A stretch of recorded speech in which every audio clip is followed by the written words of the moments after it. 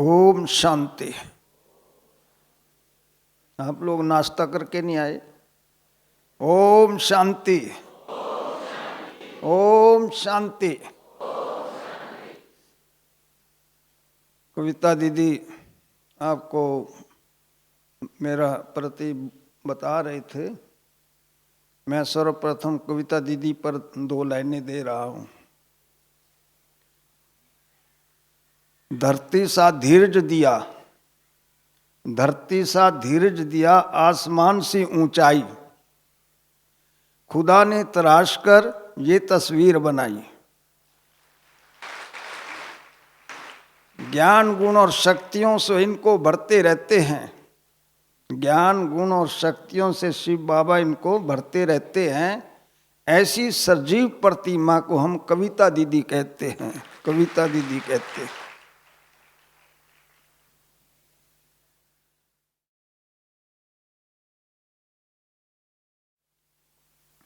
आपके लिए भी 2 लाइनें दे रहा हूं।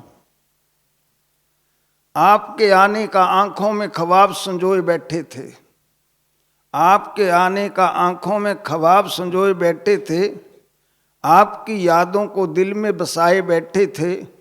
इस सुनहरी घड़ी का था इंतजार हमें, इस सुनहरी घड़ी का था इंतजार हमें। हम इसी दिन के लिए नगमे सजाए बैठे थे, नगमे सजाए बैठे थे। मैं सर्वप्रथम एक कहानी से आरंभ करता हूं। एक बार एक सेठ वृंदावन गया तो उसने देखा कि एक सुंदर फूल है, ये मैं ठाकुर पर चढ़ाऊंगा। उसने माली से कहा भी ये फूल कितने का है? माली ने कहा जी मैं 10 रुपए का दूंगा। कहता कोई बात नहीं, आप पैक कर दो। परंतु पीछे से एक नवाब अपनी बेगम के साथ आ रहा था। बेगम ने नवाब को कहा कि ये सुंदर फूल मुझे लेना है। नवाब ने उसको कहा भी ये फूल हमें चाहिए। कहता मैं 10 रुपए में बेच चुका हूं, यदि आप लोगे तो 20 रुपए लूंगा। कहता ठीक है। 20 रुपए से सेठ ने नवाब ने निकालने शुरू किए। सेठ ने कहा भाई मैं 40 दूंगा। नवाब ने कहा मैं 80 दूंगा। सेठ ने कहा मैं आपको 200 रुपए देता हूं। अब बात बढ़ती बढ़ती 10,000 तक चली गई। नवाब पीछे हट गया, सेठ ने फूल खरीद लिया। किसी ने कहा भी सेठ, कहता ये क्या किया? कहता क्या बात, एक फूल 10,000 रुपये। कहने लगा भाई जब नवाब अपनी बेगम के प्यार में 10,000 रुपये खर्च कर सकता है, कि मैं ठाकुर के प्यार में 10,000 रुपये खर्च नहीं कर सकता? ये प्यार की निशानी है, क्योंकि प्यार में है ताकत झुकाने की, वरना क्या जरूरत पड़ी थी राम को झूठे बेर खाने की। ये प्यार की ताकत है कि आप सब यहाँ पधारे हैं, आपको सबको बाबा से असीम प्यार है, उसकी ये निशानी है। और जो अब तक रह रहा है उसको तो ज़्यादा ही प्यार है बाबा के घर से, क्योंकि बाबा के जाने के बाद बाबा का पाठ पूरा होते ही लोग विदा हो जाते हैं। मुझे कहा कि आप 17 तारीख को 11 बजे क्लास कराना है। मैंने कहा ठीक है, बहुत ही बाबा के सिक्की लद्दे बच्चे ठहरेंगे तब तक तो सब विदाई ले लेंगे।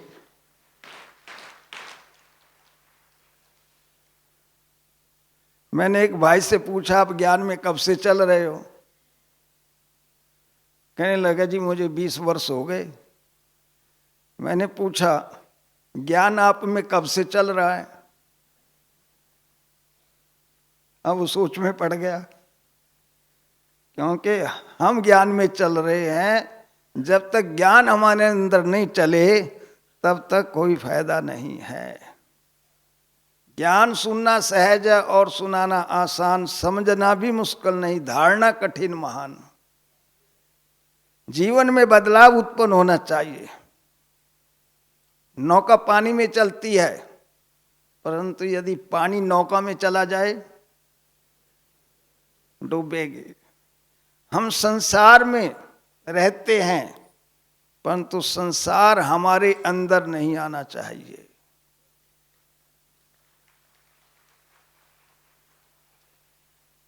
क्योंकि यदि संसार हमारे अंदर आया तो हम डूब जाएंगे। संसार में रहो, परंतु बाबा कहता कमल पुष्प के समान रहो। आप देखिए हमारे अंदर कॉन्शियस माइंड है, सब कॉन्शियस माइंड है, अनकॉन्शियस माइंड भी है। सुप्रा कॉन्शियस माइंड करोड़ों में किसी एक के पास होता है। जैसे स्वामी विवेकानंद हुए, इनके पास सुप्रा कॉन्शियस माइंड है। परंतु आम आदमी के हम 63 जन्मों से आत्मा पतित हैं। 63 जन्मों के जो हमारे पतित संस्कार हैं वो हमारे अनकॉन्शियस माइंड में हैं। आप गुस्सा करना नहीं चाहते, आपको गुस्सा आ जाता है। बाहरी इंफॉर्मेशन है कि मैंने गुस्सा नहीं करना है, परंतु समय आया आपसे एकदम आप तिड़क गए, आपकी शांति भंग कर ली। ये अनकॉन्शियस माइंड में हमारे विकार छुपे पड़े हैं। इन विकारों से निर्बीज होना ही ज्ञान है। बर्फ की एक शिला है, वो समुद्र में पड़ी है। समुद्र उत्तर से दक्षिण की तरफ पानी जा रहा है, परंतु शिला उत्तर की तरफ जा रही है। क्या कारण है?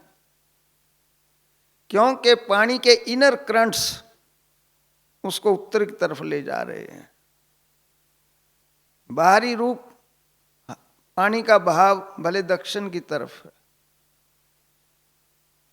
इसी तरह से क्योंकि बर्फ की जो शिला है 3/4 पानी के अंदर है, 1/4 ऊपर है। ऊपर का बहाव 1/4 को प्रभावित करता है, परंतु अंदर का इनर करंट्स 3/4 को प्रभावित कर रहे हैं। इसलिए शिला उत्तर की तरफ जा रही है। उसी तरह से हमारे अनकॉन्शियस माइंड में 75% जो इम्प्योरिटी है वो अंदर है, 1/4 ऊपर है। 1/4 को तो हम पैसिफाई कर लेते हैं ज्ञान के आधार से, परंतु जो इनर पर्सनैलिटी हमारी डिफेक्टेड पड़ी है वो समय प्रति समय हमें धोखा देती रहती है। कभी हमारी आंख मैली हो रही है, कभी हमारे कान गलत सुन रहे हैं, कभी मुख ही गलत बोल रहा है। इन कर्मेंद्रियों को कंट्रोल तब होंगी जब हमारी इनर पर्सनैलिटी क्लीन हो जाएगी, नहीं तो वह तब तक हम धोखा खाते रहेंगे। इस इनर पर्सनैलिटी को बदलना है, तभी हम संपूर्ण पवित्र, संपूर्ण निर्विकारी, संपूर्ण ज्ञान के ज्ञाता, सर्वगुणों से संपन्न, शक्तियों से संपन्न बनेंगे। अमृत का एक घड़ा है, उसमें जहर की एक बूंद डाल दो, क्या कोई पिएगा? नहीं पिएगा।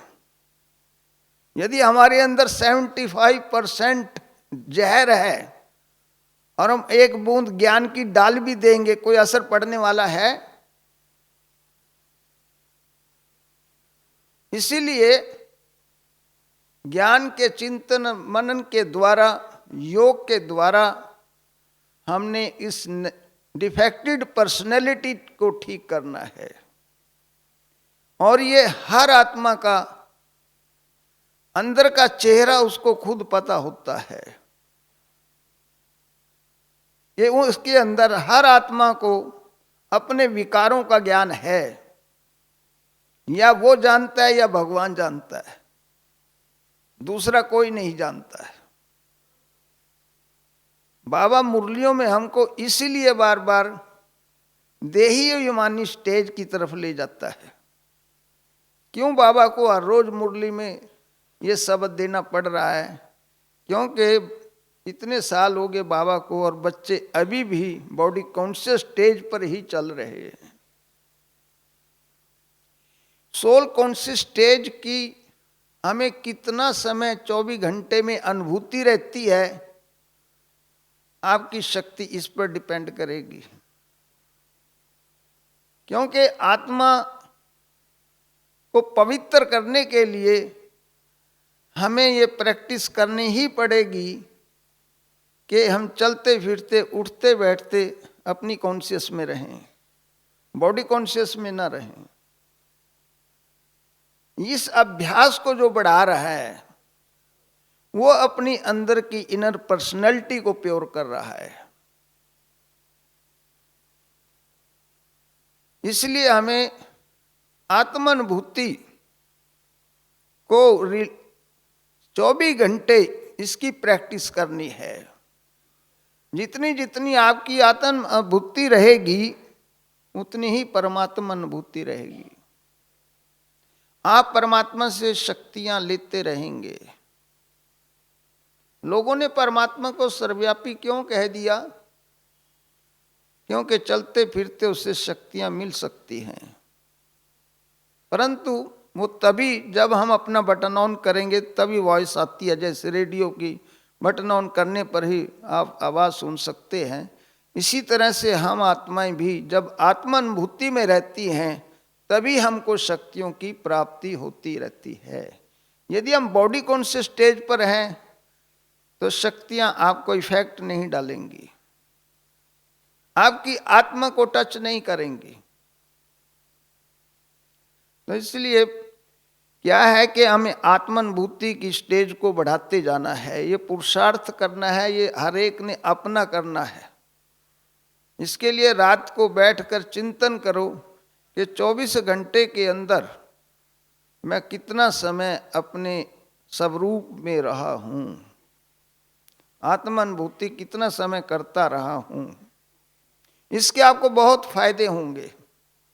जिन विकारों को आप जिंदगी भर नहीं जीत सके वो थोड़े समय में ही आपके अधीन आ जाएंगे। मैं जब छोटा था, ज्ञान में चला ही था, थोड़ा सा समय हुआ था,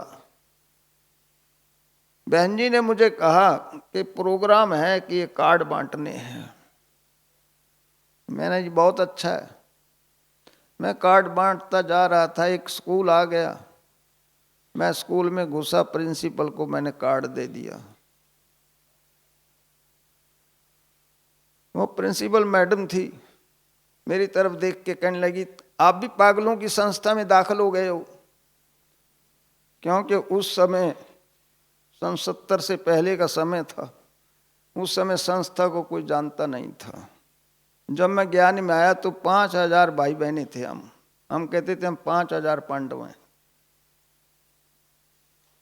तो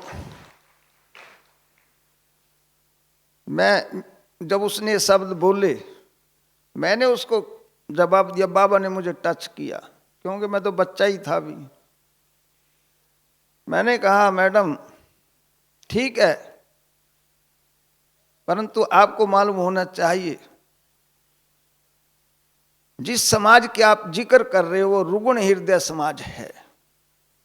उस रुग्ण हृदय समाज ने मीरा को जहर पिलाया, अहिंसा के पुजारी गांधी को हिंसा से विदा किया, सुकरात को जहर पिलाया, क्राइस्ट को फांसी दी। मैं किसके पैगंबर के साथ मिसबिहेव नहीं किया? और कहता वही संस्था है ना आपकी जिसे लोग भौहें कोड़ते हैं, नाक कोड़ते हैं। मैंने कहा हाँ। मैं क्या केवल हमारे से नाक ही कोड़ रहे हैं, हमें मार तो नहीं रहे। मैंने कहा इन बिगड़े दिमागों में भरे अमृत के लच्छे हैं, हमें पागली रहने दो, हम पागली अच्छे हैं। तो मेरे मुख की तरफ देखने लगी।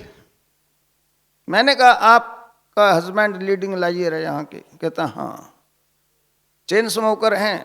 कहती हाँ। ड्रिंकर हैं? कहती हाँ।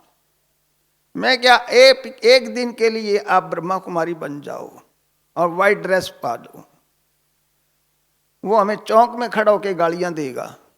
कहता हाँ। मैं क्या हमारा क्या कसूर है? संस्था ने तो प्रिंसिपल समाज में फेंका है, वो किसी की समझ में आए किसी की ना आए, गालियां देने का क्या मतलब है? वो हाथ जोड़ के कहने लगी मैं आपके कार्यक्रम में अवश्य आऊंगी। उस समय हम छोटे भले थे, परंतु बाबा की शक्ति कार्य करती थी। बाबा ऐसी ऐसी बातें निकलवा देता था जो सामने वाला सोचता था ये छोटा सा बच्चा इतनी बड़ी बात कर गया है और मेरे पास जवाब नहीं आया है, जबकि हम हाईली क्वालिफाइड थी वो। तो क्या है कि जब हमारी लगन बाबा से लग जाती है और हम बाबा पर अटूट निश्चय करते हैं, एक बल एक भरोसा रखते हैं, तब बाबा आपके हेल्प के लिए सदा तैयार रहता है। हमें तो अपने कर्मेंद्रियों पर विजय डालनी है, हमारा पुरुषार्थ है। क्योंकि आज कर्मेंद्रियों के रसों ने संस्कारों के सागर को मैला कर रखा है। कभी हमें कान का रस खींचता है, कभी मुख का रस खींचता है, कभी आंखों के रस खींचते हैं। इन रसों से दूर होना है। हमें इस संसार में कोई चीज आकर्षित न कर पाए, हमारी अवस्था ऐसी होनी चाहिए। जब आपका अपनी कर्मेंद्रियों पर 100% कंट्रोल हो जाएगा, आपको कोई चीज आकर्षित नहीं करी, केवल एक ही आकर्षित करता है और कोई नहीं, तब आपसे बाबा सेवा लेगा। इसलिए कहते हैं हे खुदा ऐसी खुदाई दे तेरे बिना और कुछ दिखाई न दे। ऐसी अवस्था तैयार करनी है, तब लोग कहेंगे कि आपसे हमको साक्षात्कार हो रहा है।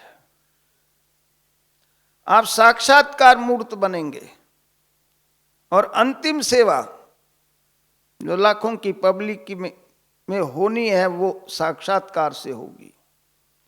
मुख के बोल से आप इतना नहीं कर पाएंगे। इसलिए हमारा लक्ष्य है कि हमें इन कर्मेंद्रियों के रस अपनी तरफ आकर्षित न करें।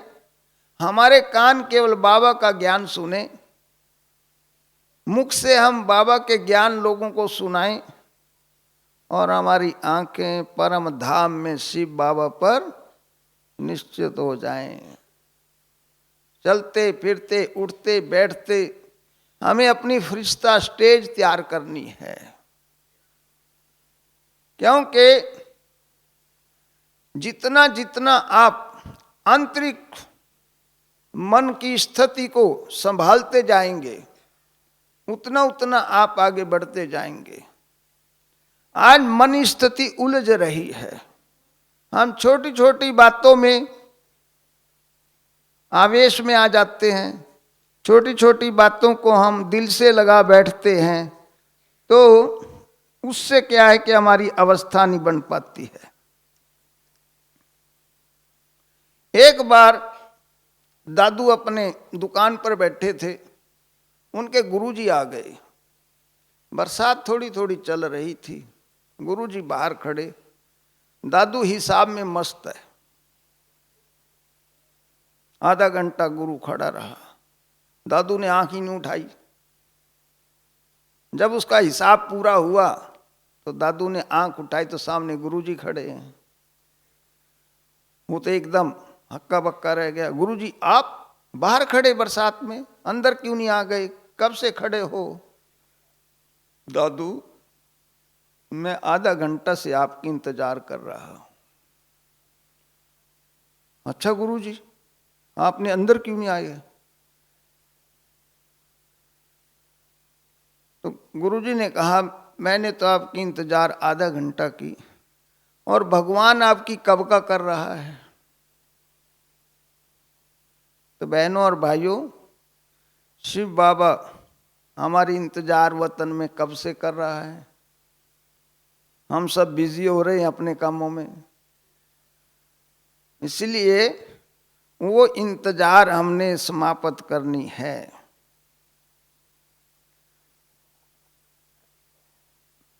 हमने देखना ये है कि जब हम इस ज्ञान में चले थे तब हमारे संस्कार क्या थे, कौन से ऐसे संस्कार थे जो हमें परेशान करते थे, और आज हमको इतने साल ज्ञान में चलते हो गए, उन संस्कारों में कितना परिवर्तन आया है, कितना बाकी और हमें परिवर्तन करना है। हमें इस बात को देखना होगा। ऐसा तो ना हो कि कोल्लू के बैल की तरह चलते रहे और वहीं खड़े हैं। जो क्रोध का हमारा संस्कार पहले था वो आज भी वही है, जो ईर्ष्या द्वेष का पहले संस्कार था वो आज भी वही है, जो घृणा का संस्कार था वो आज भी वहीं खड़ा है। तो देवता कैसे देवता बनेंगे? क्योंकि देवत्व हमारे अंदर आया या नहीं आया, हमारा लक्ष्य है श्री लक्ष्मी श्री नारायण बनना। बहुत बड़ा लक्ष्य है, बहुत ऊंचा लक्ष्य है, सर्वगुण संपन्न बनना। परंतु जब तक ये विकार अंदर छुपे पड़े हैं तब तक आप गुणों को धारण नहीं कर सकते। आपका एक कुसंस्कार भी रह गया, वो आपके सारे गुणों पर पानी फेर देगा। इसलिए कोई भी ऐसा कुसंस्कार हमारे पास नहीं रहना चाहिए जिससे कि हमें यही ना आइडिया लगे हम कितने चेंज हुए हैं।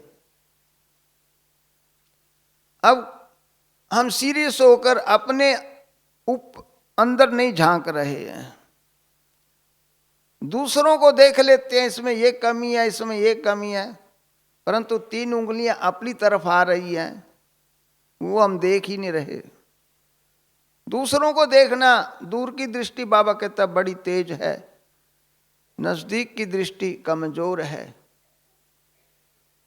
दूसरों के अवगुण हम 1 मिनट में बखान कर देंगे, परंतु अपने अवगुण बताएं ना दूसरों को, अपने नहीं बताएंगे। आप तो सर्वगुण संपन्न बन गए हैं, परंतु हमारे में हो सकता उसमें तो एक ही अवगुण हो और हमारे में उससे कई गुना अवगुण हो। हमें व्यर्थ चिंतन नहीं करना है। डुप्लीकेट लाइफ दुनिया में किसी को पसंद नहीं है। आप दुनिया के लिए बहुत अच्छे बन जाएं और अंदर कुछ और हो। हींग की पोटली को आप कितना भी छुपा लो, वो अपना अस्तित्व बता देगी। आप अपने अवगुणों को जितना मर्जी छुपाओ, दिख जाएंगे। इसीलिए हमें सतर्क रहना है। बुद्ध एक बार तालाब के ऊपर बैठा, एक फूल खिला हुआ था, तोड़ा नहीं उसने, वैसे सुगंधी लेने लगा, बहुत सुंदर सुगंध है। तालाब की मालकिन आ गई, उसने कहा आप तो गंध चोर हो। बुद्ध एकदम सतर्क हुआ कि मुझे गंध चोर का डेजिग्नेशन दे दिया इसने। बैठा रहा, इतने में एक अनगढ़ नारी आई, तालाब में घुसी, उसके सारे फूल तोड़ दिए, और तालाब की मालकिन खड़ी देख रही है। बुद्ध ने उसको अपने पास बुलाया।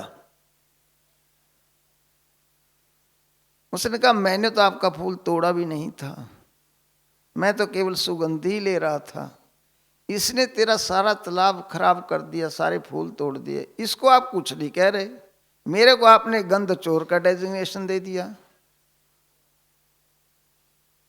उस तालाब मालिक ने क्या जवाब दिया?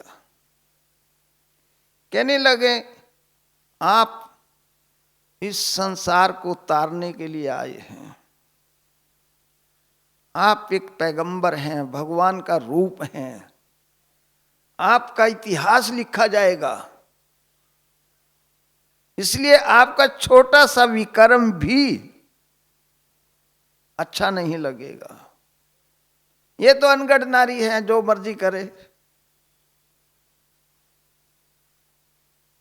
बुद्ध को बड़ी गहराई से वो बात समझ में आई, बात तो बहुत अच्छी की।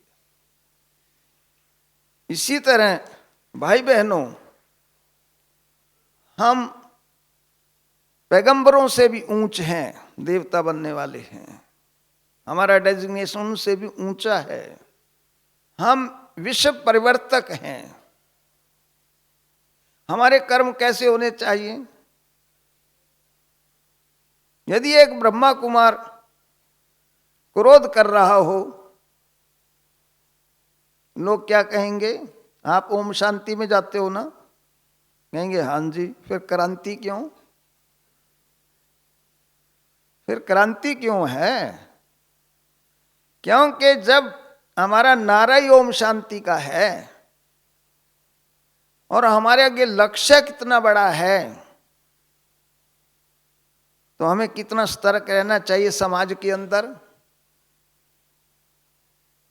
व्यर्थ चिंतन करना भी हमारे लिए बहुत नुकसानकारक है।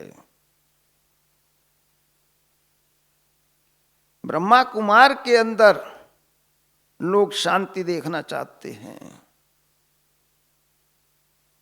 मैं सर्विस करता था, एक अध्यापक आया मेरे सामने और 2 मिनट देख के चला गया। मैंने कहा भाई कोई काम है, तू जा रहा है, क्या बात है? कहता जी शांति लेने आया था।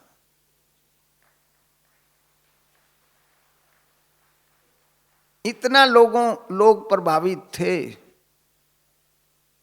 क्योंकि मैं हर एक की रिस्पेक्ट करता था, सम्मान देता था, प्यार देता था। ये चीज इनको कहीं और नहीं मिलेगी। काम तो उनका करना ही होता था, वो तो कोई बात ही नहीं थी। तो इसलिए लोगों को बहुत ही रिगार्ड था। इसीलिए हमें सहनशील बनना है। कहते हैं जप्या तप्या बहुत है, शीलवंत कोई एक। ब्रह्मा कुमार तो बहुत हैं, परंतु शीलवंत चाहिए। जब तब तो सब कर रहे हैं, क्योंकि इतिहास ने उन्हीं विभूतियों को जगह दी है जो जीवन भर सहनशील रहे। नामदेव थे, जमुना में नहा के निकले, एक आदमी ने ऊपर अपने मकान के ऊपर से उनके ऊपर कीचड़ फेंक दिया। नामदेव दोबारा चले गए नहाने, फिर आए, उसने फिर कीचड़ डाल दिया। 9 बार ऐसा किया। नामदेव 10वीं बार जब नहा कर आए, वो आदमी उसके पैरों पड़ गया। आप सच्चे संत हैं, आपने रिएक्ट ही नहीं किया। उसने कहा भाई मैं तो तेरा धन्यवाद करना चाहता हूं। कहता जी वो कैसे? हर रोज तो मैं 1 बार नहाता था, आज 10 बार नहाया। तो कितनी टॉलरेंस पावर है? क्या हम ब्रह्मा कुमार भाई बहनें इतनी टॉलरेंस पावर रख पाते हैं? भगत भी इतने टॉलरेंस पावर रखते थे। हमको कितनी रखनी चाहिए, क्योंकि हमने देवता बनना है। यदि हम सहनशील हैं तो ये समाज हमारे सामने झुक जाएगा। हमने गुणों के आधार पर समाज को झुकाना है, क्योंकि जो ज्ञान बाबा हम बच्चों को दे रहा है वो संसार में किसी के पास नहीं है। किसी रिफॉर्मर ने भी ये ज्ञान नहीं दिया। मैंने सारा साहित्य स्टडी किए हैं, बाइबल, कुरान, गुरु ग्रंथ साहब, परंतु जो बाबा ने ज्ञान दिया है ये स्पष्टता किसी के पास नहीं है। आपको सुप्रीम पावर पढ़ा रही है, आपकी यूनिवर्सिटी का वाइस चांसलर सुप्रीम पावर है। तो कितने लक्की हैं हम, हर रोज 4 पेज के महावाक्य उचार रहा है, जीवन के गहन रहस्य खोलता है साधारण भाषा के अंदर। विद्वानों ने ज्ञान को संकीर्ण कर दिया और उसको संस्कृत में कंसील किया। संस्कृत कभी पब्लिक लैंग्वेज नहीं बनी। पब्लिक की क्या समझ में आएगा? मैं कहता हूं यदि मृत्यु हो और वहां शादी के श्लोक पढ़ दो तो आपको पता चलेगा, और शादी पर मृत्यु के पढ़ दो तो जो चीज समझ में नहीं आ रही, एक कहता जी संस्कृत लैंग्वेज बहुत अच्छी है, मैं कह जी बहुत अच्छी है, परंतु हमारा तो विनाश करके गई है। वो पहली बार उसने ऐसे सुना, कहता जी क्यों? मैंने कहा बताओ, हमारे विद्वानों ने सारा साहित्य संस्कृत में लिख दिया, सभी धर्मों वालों ने अपना साहित्य अपनी लैंग्वेज में लिखा, वो धर्म बढ़ गए और हम घट गए, क्योंकि वो समझ में ही नहीं आया। उस सोने का क्या करें जो कानों को काट रहा है। मैंने कहा हिंदू धर्म का पतन का कारण है आज जिसका कोई धर्म नहीं वो हिंदू रह गया है। आपका इतना पतन क्यों? उसके कारण समझो। मैं बरकोट में भाषण कर रहा था उत्तराखंड में, वहां पब्लिक में एक लहर फैल गई कि ये ब्रह्मा कुमारियां क्रिश्चियन का रूप हैं, ये हिंदू नहीं है, सनातन धर्म नहीं है। तो मैंने अभी लेक्चर शुरू करना था, इतने पहले मेरे कान में आवाज डाल दी किसी ने आकर के, जी ऐसे बोल रहे हैं और पब्लिक इसलिए नहीं फंक्शन में आ रही ज्यादा। मैं क्या अच्छा। मैंने उनको कहा भाई क्रिश्चियनिटी 3 अरब है, मोहम्मडम 2.5 अरब है, हिंदू 1 अरब है, आप तीसरे नंबर पर क्यों? क्योंकि आपने 3 बार धर्म का नाम बदला है। आपके धर्म का नाम था आदि सनातन देवी देवता धर्म, आपने देवी देवता कट करके आदि सनातन धर्म, सबसे पुराना धर्म, धर्म का क्या नाम है वो मिस कर दिया, धर्म का तो नाम ही नहीं रहा, और अब रख दिया हिंदू। हिंदुस्तान के तो हिंदू हैं, फ्रांस के फ्रांसीसी, जापान के जापानीज, रशिया के रशियन, अमेरिका के अमेरिकन, हिंदुस्तान के हिंदू के हिंदू। कोई धर्म थोड़ी है, ये तो देश का नाम है। जिसने 3 बार धर्म का नाम बदल लिया उसका धर्म क्या चलेगा? अब वो सोच में पड़ गई कि ये बात तो सही है। मैंने कहा कुरीतियां जो बनी पड़ी हैं उनको निकालो। ब्रह्मा कुमारी मूल सनातन धर्म है। कहते ये कहने लगा जी आप की ड्रेस वाइट है। मैंने कहा ब्रह्मा की ड्रेस वाइट थी, ब्राह्मणों की ड्रेस वाइट थी, ऋषि मुनियों की ड्रेस वाइट थी। रेड ड्रेस तो शंकराचार्य से आई है। आपको इतिहास जानना चाहिए। तो MLA का नंबर आया। आज हमें पता चला ब्रह्मा कुमारी संस्था मूल सनातन धर्म है और यही सनातन धर्म को शक्ति देगी। आज सारा शहर बहनों के पीछे आ रहा है। केवल 1.25 घंटा मैंने धर्म के ऊपर बोला, सनातन धर्म क्या चीज है।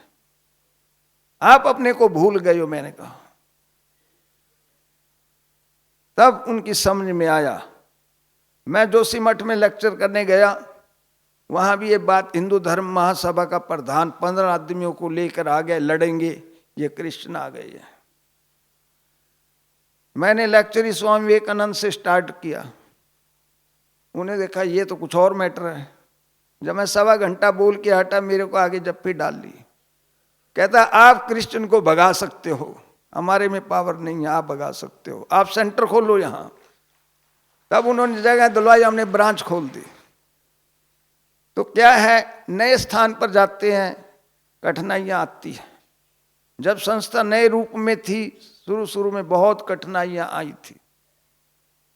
करनाल में आर्य समाज इतना भयंकर रूप लिए हुए था, बात मत पूछो। लाला बेलीराम भाटिया आर्य समाज जी थे, सुपरिटेंडेंट रिटायर्ड थे डिप्टी कमिश्नर के। वो उनको माउंट आबू भेजा कि देख के आओ इनका दादा क्या कर रहा है। वो यहाँ आया, बाबा टोली बांट रहे थे पांडव भवन में। गेट पर आया, उन्हें देखा, ओहो तो फरिश्ता है कोई, एकदम आकर्षित। बाबा देखते ही आकर्षित हो जाते थे लोग, चुंबक की तरह आया खींचा हुआ। बाबा ने कहा करनाल का बच्चा आया है, इसको मेरे साथ कमरा दिलवाओ और इसको गाड़ी दो, ये घूम कर आएगा। वो तो हक्का बक्का रह गया, कहते तो बहुत कितना कमाल का आदमी है, लोग इसकी बुराई करते हैं। तो 3 दिन रहा, तो वापस गया करनाल। आर्य समाज जी भाग्य आए कि लाला जी होके आए हैं, पूछेंगे। उसने कहा तुम भिखारी हो, वो दाता है, तुम तो पैसे मांगते हो। Arya Samaj is dead and Brahma Kumari is alive. तो इतने लोग हैरान हुए, फिर पीछे हटे, क्योंकि नई चीज कभी भी होती है। जब गैलीलियो ने कहा कि पृथ्वी गोल है, तो उसको फांसी फिट कर दी, 90 साल का बूढ़ा। उसको हाउस अरेस्ट कर दिया 1632 में, और वो 1641 में शरीर छोड़ गया था। परंतु आज सारा वर्ल्ड मानता पृथ्वी गोल है, आज सब मान रहे हैं। उस पहली बार कहा ना, गांधी जी ने फर्स्ट टाइम कहा देश अहिंसा से आजाद होगा, किसी के गले से बात नीचे नहीं उतरती थी। परंतु 1942 में सारा देश गांधी के पीछे था। जब भी नया ज्ञान आया है, तब समस्याएं आई हैं उनके लिए जिन्होंने नई बात दी है, समाज को नया विचार दिया है। बाबा ने जब पवित्रता का विचार दिया, सारा सिंध उखड़ के खड़ा हो गया। क्यों? पुरुष वर्ग की दुखती नब्ज पर हाथ रख दिया। और बाबा के पास लोग आए कि ये पवित्रता की बात निकाल दो, बाकी आपका ज्ञान ठीक है। बाबा ने क्या कहा, बच्चे दूध में से मक्खन निकाल दें, क्या रह जाएगा? क्या रह जाएगा? इसलिए यदि पवित्रता निकाल दी तो कुछ नहीं है। मैं पवित्रता के बल से ही विश्व बदलना है। एक आपके पास ये दिव्य शक्ति है, ये सूत्र केवल परमात्मा ने आकर दिया है प्योरिटी का, किसी पीर पैगंबर ने नहीं दिया। ये सब कहते हैं विषय विकार मिटाओ, बुराइयों के काम क्रोध लोभ अहंकार को ये कहते हैं कि छोड़ो, मगर छोड़े तो किसी ने नहीं। बाबा ने डायरेक्ट सीधी बात करी। पवित्रता का महत्व रहा है, क्योंकि इतिहास में जिन लोगों ने प्योरिटी के ऊपर अपने को अडिग रखा, उनको इतिहास ने जगह दी है। स्वामी विवेकानंद थे, वो लेक्चर करके आ रहे थे, पादरियों ने उसके विपरीत षड्यंत्र रचा कि इसको बदनाम किया जाए, नहीं तो हमारे तो चर्च ही बंद हो रहे हैं। सब स्वामी जी के पीछे लग रहे हैं। उन्होंने रात को 10 बजे लास्ट लेक्चर स्वामी जी करके आते थे। उन्होंने एक युवती को कहा कि आप यहाँ बैठ जाओ और जब स्वामी जी यहाँ से गुजरो उसका हाथ पकड़ लेना, हम स्वामी जी को बदनाम करना चाहते हैं, हमें हेल्प करो। उसने मान ली उनकी बात। जो ही स्वामी जी वहां से क्रॉस हुए उसने हाथ पकड़ लिया। स्वामी जी ने क्या कहा, आज मुझे अपनी शारदा मां की याद आ गई है। कितनी प्योरिटी थी। इस पवित्रता के कारण स्वामी जी वर्ल्ड फेमस हुए हैं, क्योंकि बल प्योरिटी का था। प्योरिटी के बल से ही मनुष्य आगे आता है। गांधी जी बर्नाड शाह एक स्टेज पर लेक्चर कर रहे थे। बर्नाड शाह की अपनी मिसी से नहीं बनती थी, ना गांधी जी की बात से बनती थी, परंतु उस दिन बर्नाड शाह की मिसिस उसको स्टेज पर चाय ऑफर कर रही है। बापूजी बोले, ये क्या करिश्मा है बर्नाड शाह, ये तो 8वां वंडर हो रहा है।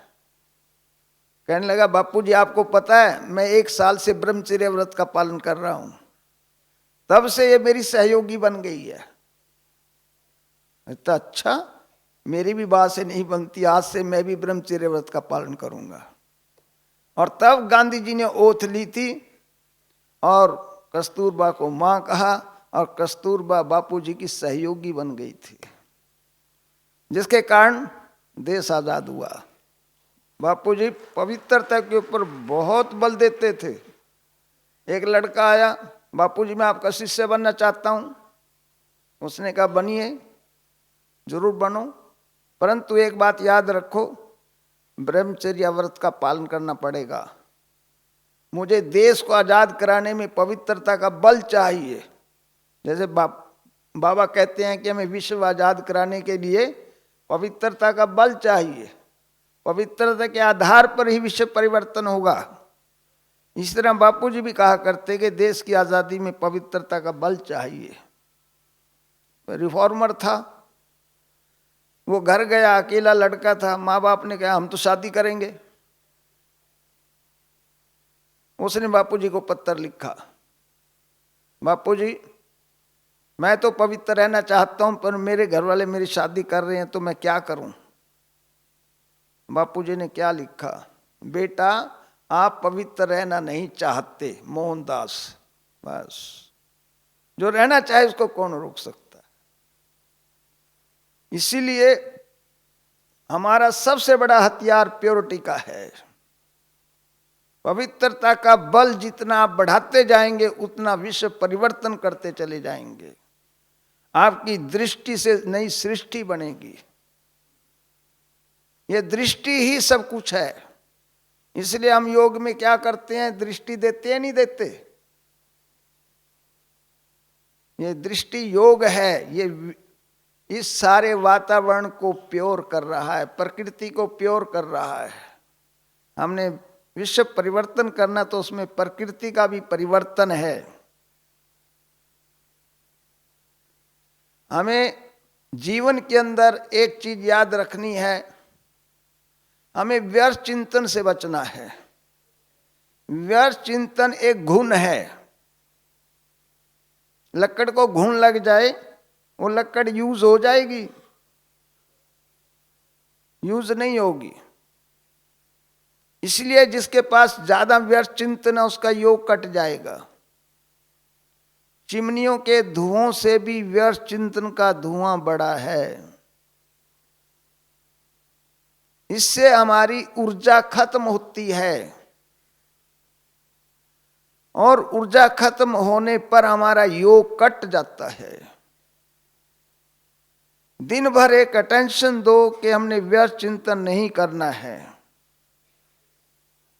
व्यर्थ चिंतन से हमारा ऑरा घट जाता है, समर्थ चिंतन से हमारा ऑरा बढ़ता है, और आपका ऑरा ही आपका रक्षा कवच होगा।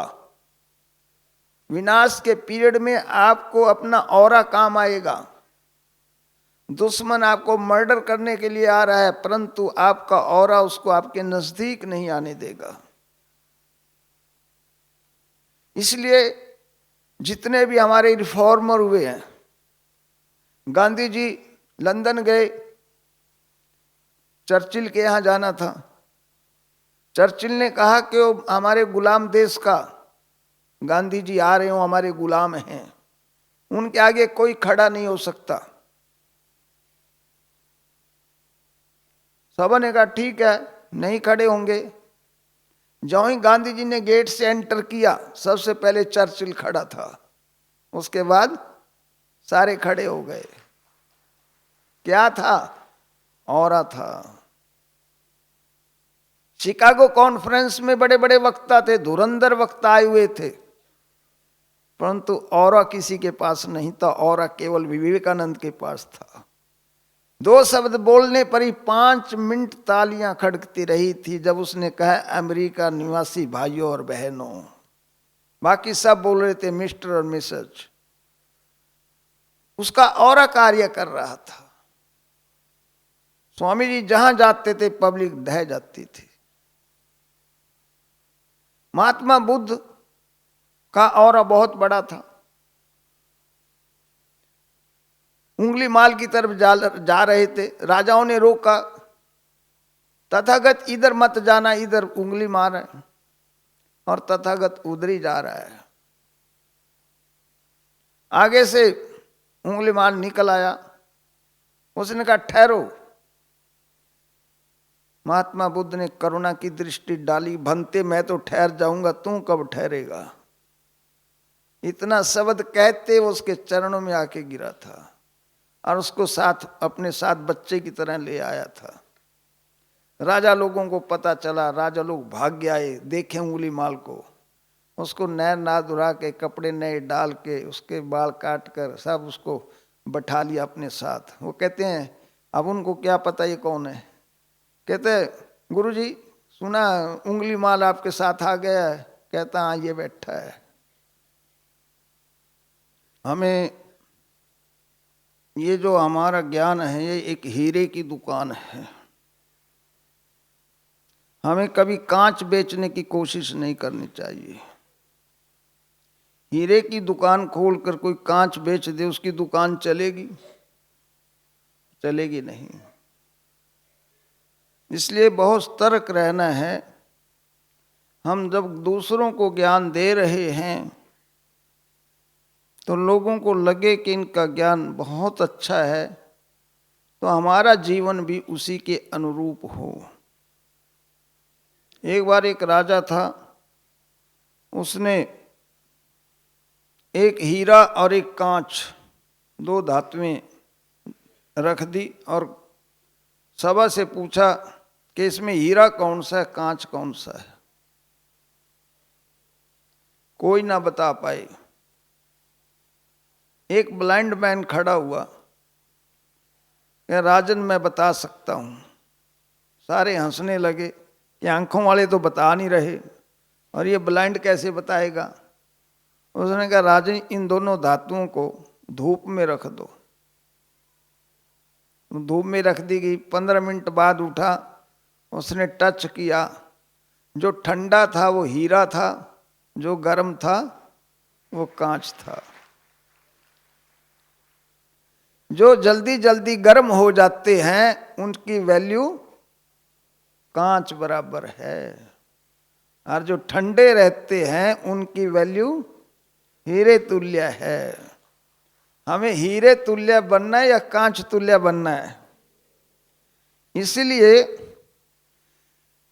ये हीरे की दुकान पर हमने कांच बेचने की कोशिश नहीं करनी है। बहुत सतर्क रहना है, क्योंकि हमारी तरफ सारा जग देख रहा है।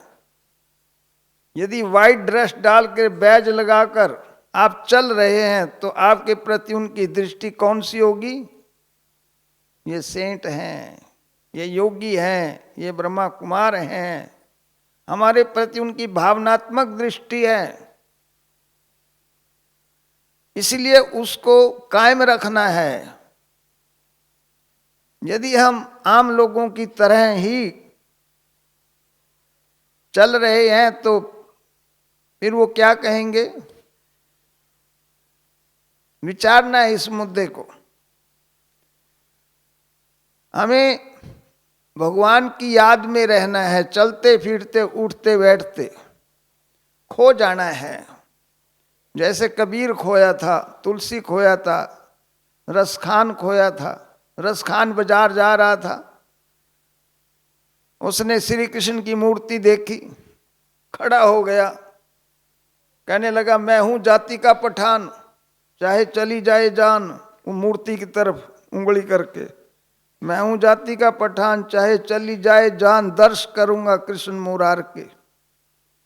एक दिन गया मैं बाजार, छाया आंखों में खुमार, वो थी हिंदू की दुकान, मूर्ति थी कृष्ण मुरार की। ये गाथा उस कवि रसखान की। वो मुस्लिम होते हुए भी श्री कृष्ण का भगत था और गीत गाते गाते बाजार में गिर जाता था। कितना खोया हुआ था। चैतन्य महाप्रभु गीत गाते गाते गिर जाते थे। भक्त कितने अटूट हुए हैं। एक दिन लैला खड़ी थी, दूसरी तरफ दूर मजनू खड़ा था, बीच में अकबर नमाज पढ़ रहा था। लैला ने मजनू को देखा, लैला भाग खड़ी और उसकी चादर से गुजर गई। और अकबर ने कहा, ए छोरी तू कौन, मेरी चादर मैली कर दी तूने। कहने लगी आप क्या कर रहे थे? कि मैं नमाज पढ़ रहा था। कहता आप नमाज पढ़ रहे थे, मैं आपको कैसे दिखाई दे गई? मुझे तो मेरा मजनू दिख रहा था, तू दिखा ही नहीं। ये है खो जाना। क्या हम योग में इतने खो जाते हैं? जब भगत लोग भी इतना खो जाते हैं तो हमारी अवस्था तो उनसे ऊंच होनी चाहिए। क्योंकि हमें कौन खींच रहा है अपनी तरफ? Supreme power. सिर्फ हम बॉडी का भान छोड़ दें। जो ही आप बॉडी का भान छोड़ेंगे तो आपका सारा आकर्षण परम धाम में चला जाएगा और उसमें आप आराम से खो सकते हैं। सारी शक्तियां आपके ऊपर होती हैं, परंतु उस समय लेने वाला चाहिए। थॉट पावर में इनर परमात्मा के प्रति प्यार क्रिएट होना चाहिए। हम रूखा रूखा चलते, मैं आत्मा हूं, परमात्मा की संतान हूं। ये शब्द हैं। एक है मंत्र का जाप करते हैं लोग, परंतु मंत्र के भाव में नहीं टिकते हैं। जाप करना अलग चीज है, भावों में टिकना अलग चीज है। योग में जब तक हम भाव में नहीं टिकेंगे तो रस नहीं आएगा, सूखे सूखे रहेंगे। हमें भाव में टिकना पड़ेगा, बाबा के प्यार में मस्त होना पड़ेगा। तभी कहते हैं ना, मस्त राम मस्ती में, आग लगे बस्ती में। तो योगी के लिए तो मस्ती है। जब तक मस्ती नहीं आ रही है तब तक योगी कैसे? योगी तो उसी को कहा जाता है जो मस्त हो गया है। इसीलिए क्या है, अपनी अवस्था को ऊंच उठाना है, नीचे नहीं रखना है। तो हमें हर रोज की प्रैक्टिस करके देखना है कि मैं कितना आगे बढ़ रहा हूं। तब लोगों पर हमको प्रभावित कर पाएंगे। क्योंकि बहुत सेवा अभी रही हुई है। अभी तो हमने एक कूणा हिलाया है। 33 करोड़ देवी देवता नमो नमः। कितनी पॉपुलेशन अभी? अभी तो कुछ भी नहीं है। इसीलिए ये कब होगा? जब हर ब्रह्मा कुमार योगी बन जाएगा। हम योग लगाने वाले हैं, योगी नहीं बने अभी। योग लगा रहे हैं वो तो ठीक है, पर योगी बन जाएं, उसके पीछे दुनिया आकर्षित होती चली जाएगी। सबको आपसे साक्षात्कार होता चला जाएगा। आप लोग हैरान होने लग जाएंगे आपसे। हम क्योंकि विनाश आ रहा है, हमें इस शरीर को छोड़ते समय हमें अपने जीवन से कोई शिकवा नहीं रहना चाहिए कि मैंने सेवा नहीं की, मैंने अपना तन मन नहीं लगाया, मैंने मुरलियों का चिंतन नहीं किया, मैंने अपने जीवन को संपूर्ण नहीं बनाया, मैं कर्मातीत नहीं बन पाया। जो हमारी एम ऑब्जेक्ट है, यदि अंतिम शरीर छोड़ते समय हमें शिकवा रह गया, अब यह संगम युग दोबारा तो नहीं आएगा। जीवन में एक ही बार चांस मिलता है। राम को झूठे बेर खाने का एक ही बार चांस मिला, राम लक्ष्मण को कंधे पर उठाने का एक ही बार चांस मिला, हनुमान को, अंगद को एक ही बार पैर जमाने का चांस मिला, गीता का ज्ञान अर्जुन को सुनने का एक ही बार मौका मिला।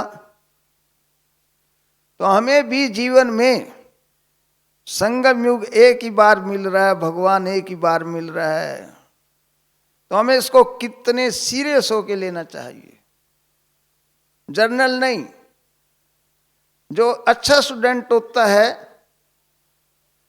वो बहुत तेजी से चलता है, और जो ढीला ढाला होता है कहता कल पढ़ लेंगे, कोई बात नहीं, कहता अभी तो साल पढ़ा है पेपर में, अभी से क्या जरूरत है। परंतु जो ब्रिलियंट स्टूडेंट होते हैं वो पहले से ही किताबें लेके स्टार्ट कर देते हैं। तो हमें भी अच्छे स्टूडेंट बनना है।